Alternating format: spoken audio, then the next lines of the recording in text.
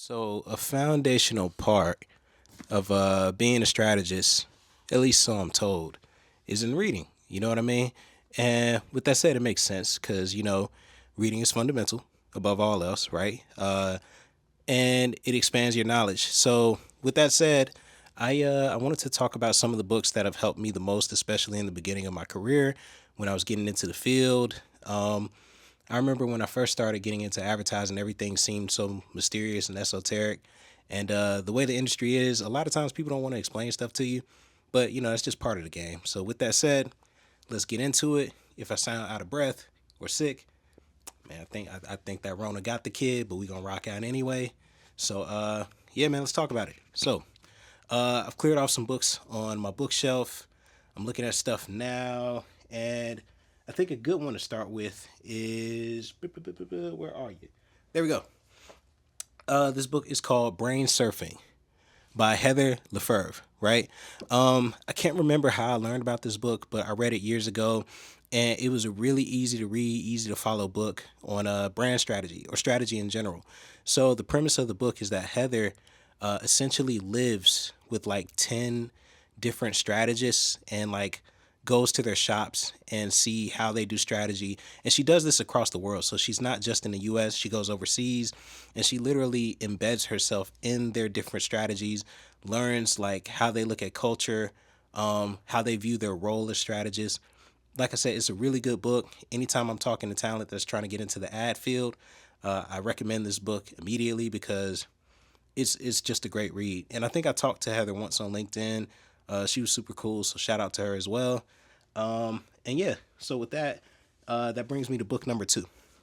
So this book I'm about to share with you is a book that I got familiar with towards the end of my first job. I was just about to be out of there, and I hadn't learned much about the field of strategy just yet.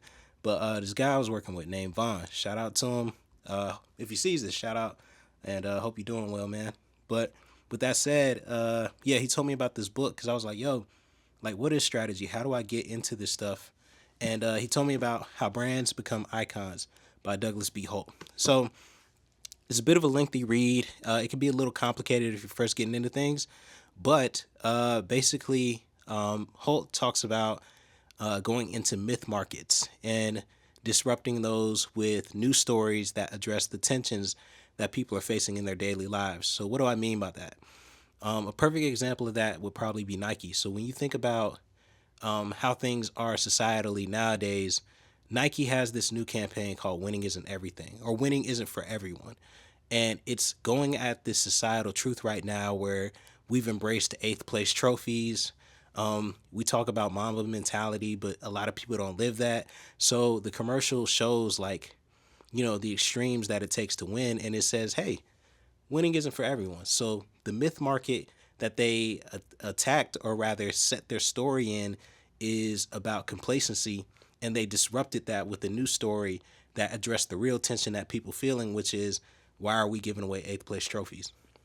So how brands become icons is really dope for the way it touches on these things. But also Douglas B. Holt has this other book I picked up later, and I would suggest reading this one first, and that's called Cultural Strategy. So again, same premise, but the case studies feel a little bit more relatable, and it feels like an easier read.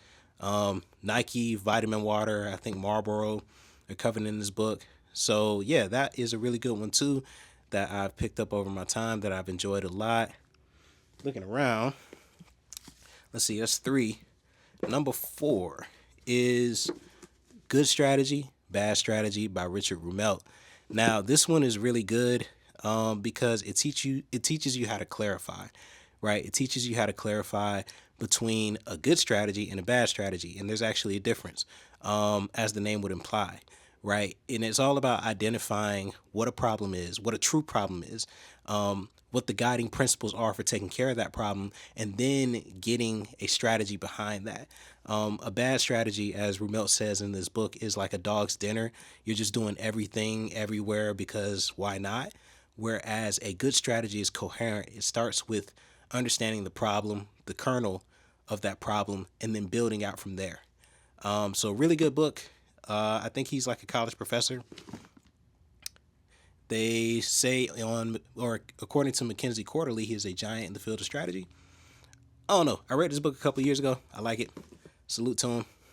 And last but not least, this book I became familiar with after attending like this virtual job fair thing. Had to be like 4 or 5 years ago now. It was during the pandemic. And it's from a woman named Carla Harris, and it's called Expect to Win. I would categorize this book in the same way that you should think about like 48 Laws of Power, in the sense that it teaches you how to navigate the corporate professional workplace, right? If you're from a background like I'm from, mind you, I wasn't from like the worst place in the world, but like, man, coming into a corporate world, you kind of just don't understand that shit.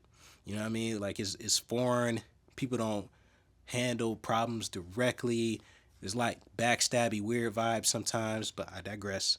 Anyway, this book, bringing it back to the positive. Carla basically tells you about how you can expect to win in this environment. And one thing that she talks about in this book that's really really cool is the difference between a mentor, a sponsor, and I think a champion. That I might be messing up that third one, but you do need to know that a mentor and a sponsor are two different people, right? Mentor relationships can be give or take, right?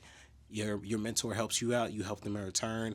A lot of times those relationships are more personal. Y'all end up becoming friends. Like that is a key difference between that and a sponsor.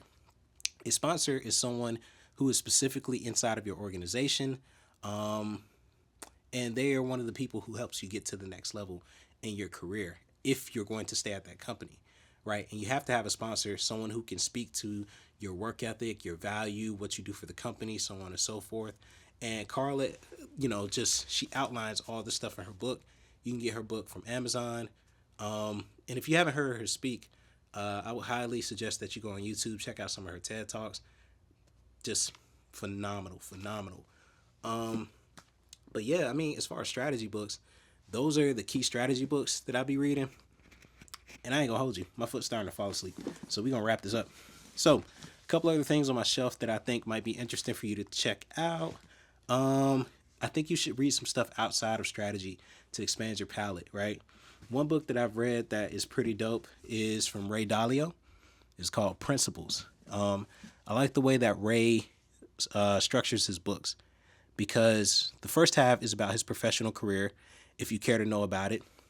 But then the second half, you can skip straight to the second half to learn the principles that he applies to his daily life, and that's the dope part. He also has another book out about the changing world order. It's somewhere on the floor in front of me. And this one is about how civilizations rise and fall. And again, it's just really good information to know, especially given the current times that we're in. And I would highly suggest you checking that out. So, with that said, man, to wrap this episode up, just expand your palette, do some reading with some of those books I checked out or that I mentioned. And again, if you're just getting into advertising or if you just want to get into strategy, those are some really good foundational reads. Highly recommend those. And yeah, let's end this with the insight of the week. And today's insight is life isn't about making the complex simple. It's about recognizing that it was simple to begin with. Peace.